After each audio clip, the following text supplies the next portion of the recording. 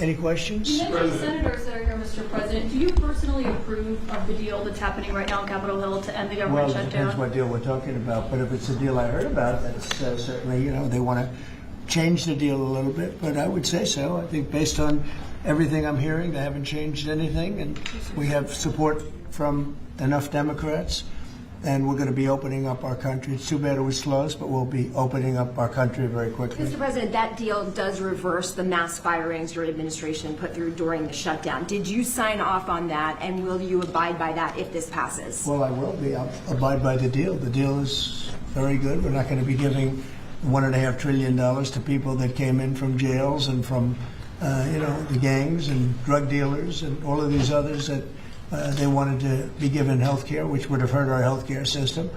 I hope that we're going to be able to have a health care where Lindsay and I were discussing it, Jim and I were discussing it, and Katie, we discussed it. We want a health care system where we pay the money to the people instead of the insurance companies. And I tell you, we're going to be working on that very hard over the next short period of time, where the people get the money. We're talking about trillions and trillions of dollars where the people get the money. Yes, please. The Syria President, sir, could you update us on your meeting? Did you come to any agreements? Say it. With the leader of Syria you had earlier, did you come to any agreements today? Well, I had an agreement with him. He's a very strong leader. He comes from a very tough place, and he's a tough guy. I liked him. I get along with him. The new president of Syria. And we'll do everything we can to make Syria successful, because that's part of the Middle East. We have peace now in the Middle East, first time that anyone can remember that ever happening. And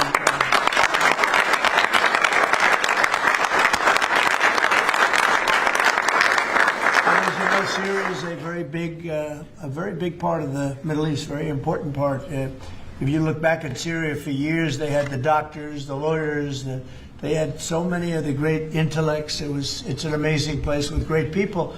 And we want to see Syria be successful along with the rest of the Middle East. So I have confidence that he'll be able to do the job, absolutely. How close are you to a deal on a trade deal with India? Are you willing to consider lowering the current tariff rate? Well, right now the tariffs are very high on India because of the Russian oil, and they've stopped doing the Russian oil. It's been reduced very substantially. Yeah, we're going to be bringing the tariffs down. What kind of level are we talking about here? I mean, at some point we're going to be bringing them down. Without tariffs, this country would be in such trouble, as they were for many years. That's why we owe $38 trillion. And one of the things we're going to do, we're going to issue a dividend to our middle-income people and lower-income people of about $2,000. And we're going to use the remaining tariffs to lower our debt. We're going to be lowering our debt, which is a national security thing. So we're doing a lot of good work. And the numbers were reported so incorrectly. The real numbers are trillions of dollars have been taken in or gotten in terms of investment from the tariffs. And so if that were ever reversed, it would be a disaster. Frankly, it would be a national security problem for our country. And nobody thinks it's going to be reversed. I think we had a very good court case. As you know, it's before the Supreme Court right now. But if that were ever reversed, people are saying, oh, it's $1 billion. Some people said, oh, it's $2 billion. Well, that obviously we can handle very easily.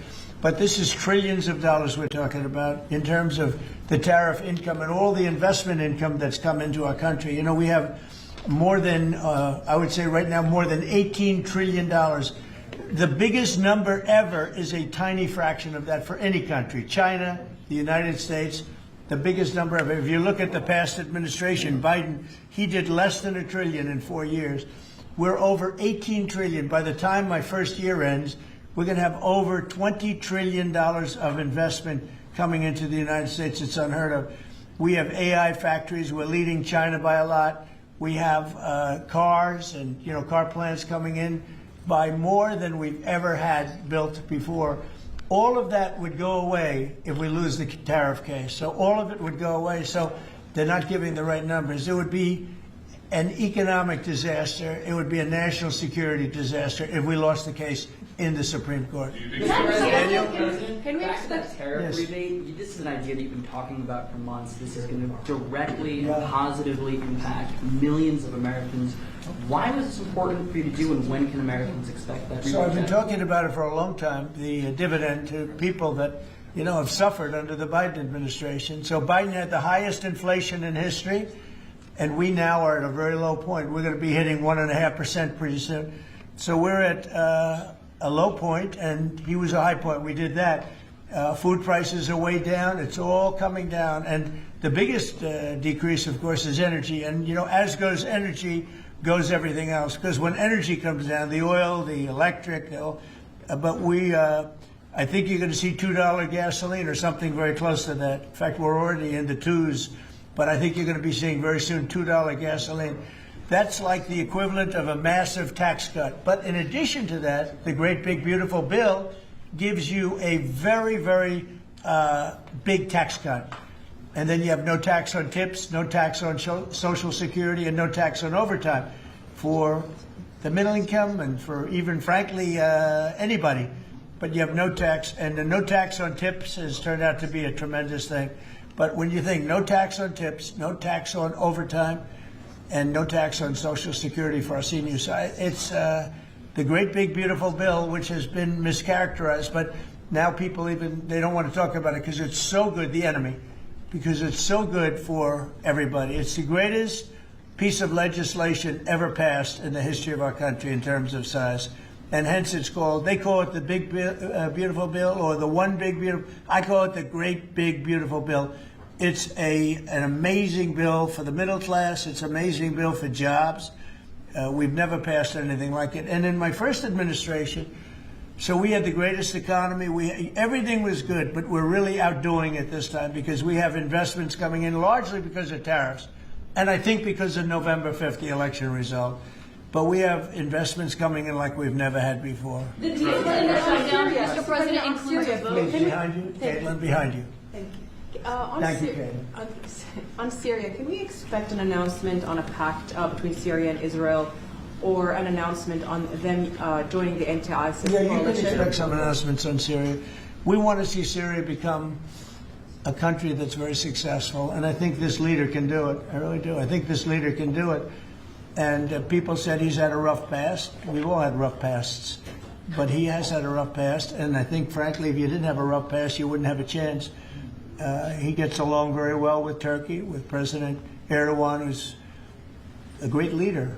Erdogan's a great leader, and very much in favor of what's happening in Syria. We have to make Syria work. Syria is a big part of the Middle East, and I will tell you, I think it is working and really well. We're working also with Israel on, getting along with Syria, getting along with everybody, and that's working amazingly. As you know, Hamas has given us back numerous bodies. It sounds pretty gruesome, but it's something the parents want more than if their son had been living. Hard to believe. I've seen all of the parents, so many of the parents, and getting back the body of their son, their dead son, is as vital to them, as important to them, as if the boy was generally the boy was alive. And as you know, over the last 4 or 5 days, we've gotten a lot of the additional bodies that they said they were going to. They've worked very hard to do that. So we have peace in the Middle East. It's a great thing, and nobody's ever seen anything quite like it. After your meeting with the Syrian trade talks president with today, Switzerland, Mr. you posted President. last week about your talks with Switzerland. We're reporting that you're near a deal that would lower their rate to With 50%. Switzerland? Yeah. We're working on a deal to get their tariffs a little bit lower because. 15% is what we're hearing. Is that No, I right? haven't said any number, but we're going to be working on something to help Switzerland along. We hit Switzerland very hard. We want Switzerland to remain successful, and we're a part of Switzerland in the sense that they've been a very good ally. Yeah, we're working on them and some others, and we're working on others to increase them a little bit too. How close is it with Switzerland? Switzerland? What, do you have something to do with No, Switzerland? I'm just curious. He wants to buy a watch. He wants to buy a He watch. wants to buy a nice watch. cheese. He wants to buy a nice Rolex. Right? We'll give Rolex some publicity. Because Rolex has they've been very nice, Now, look, it's a beautiful country. It's a small country, but economically very big. So we're working on something. After your Caitlin? meeting with the Syrian president earlier today, Marjorie Taylor Greene, who is a big ally of yours, said that she would rather see you focused on nonstop domestic policy meetings here at the White House instead of nonstop foreign policy meetings. What's your response to her saying that, and also saying that grocery prices are up and not down, as you've said? Yeah, so I don't know what happened to Marjorie. She's a nice woman, but I don't know what happened. She's lost her way, I think. But I have to view the presidency as a worldwide situation, not locally. I mean, we could have a world that's on fire where wars come to our shores very easily if you had a bad president. We had a horrible president, and we ended up with Russia, Ukraine, and we ended up with other disasters too. Don't forget, I put out 8 wars, 9 to come. I think I'll get the other one taken care of. But I put out 8 wars, and look at the damage that Russia, Ukraine has done to us as a country. I mean, we spent $350 billion. We're not spending any money anymore. Now they pay us through NATO. You know, I got NATO to go from 2% to 5%. Well, that's very important. When you're president, you really sort of have to watch over the world because you're going to be dragged into it. Otherwise, you're going to be dragged into a world war. I think if I weren't president, first of all, that war would have never happened if I was president. And if I weren't president, that war could have led to World War III. It won't. It's not going to anymore. But when I first got in, I said, wow, this situation could lead to World War III. And I got NATO together. I got everybody together. But with all of that, I passed a great, big, beautiful bill, which is the biggest tax cuts in the history of our country. So when somebody like Marjorie Taylor Greene, who's now catering to the other side, I don't know what, I guess she's, got some kind of an act going, but I'm surprised at her. But when somebody like Marjorie goes over and starts making statements like that, it shows she doesn't know. I don't devote a lot of my time. Let me give you another example. China. China was going to hit us with rare earth. Now, everybody says, what does that mean? Magnets. If China refused to give magnets, because they have a monopoly on magnets, because they were allowed to happen over a 32-year period, there wouldn't be a car made in the entire world. There wouldn't be a radio. There wouldn't be a television. There wouldn't be internet. There wouldn't be anything because magnets are such a part. Now, nobody knows what magnets are, and not overly sophisticated, but to build a magnet system would take 2 years.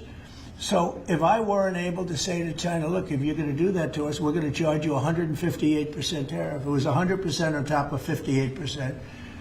And China called up immediately and said, we will make peace. And we made peace. We made a great deal. We made an unbelievable deal. China's paying tariffs to the United States, not the United States paying tariffs to China, which has always been the way it was. Nobody can believe these deals. But so when somebody makes a statement about he's devoting time to the world, well, the world is the United States, because if the world's in trouble or if the world is ripping us off, the world was ripping us off before I came here. Europe was getting massive tariffs. They were sending us 9-10 million cars a year. We were sending them none. They were not taking our agriculture. We were taking massive amounts of their. It was so unfair. Now we have a deal where $950 billion is coming into the United States because of me and because of tariffs. So if I don't do all these things, our country is doing very poorly. So, it's easy to say, oh, don't worry about the world. But the world is turning out to be our biggest customer. The world was on fire. And we could have been in that fire very easily if you didn't have a president that knew what he was doing. Can you guarantee to Americans that travel is going to go back to normal once the government all the air travel better than normal. You know why? When the government reopens. Yeah, sure. It'll be much better than normal because we're buying the most sophisticated avionics and technology for our control towers, and we didn't have that. We had a guy named Buttigieg. Edge, they say is the best way. Just say 2 edges, like off the edge of a cliff, which is where they were taking us, by the way. Buttigieg was the Secretary of Transportation, and he spent billions of dollars trying to patch together our air traffic control system, which was a conglomeration of all different systems in all different cities. They had hundreds of companies working on it. And they were spending billions of dollars. And when they turned it on, it didn't work. It didn't even work a little bit. That's why you had a helicopter crashing into an airplane, that if we had a great system, bells and whistles would have started going off.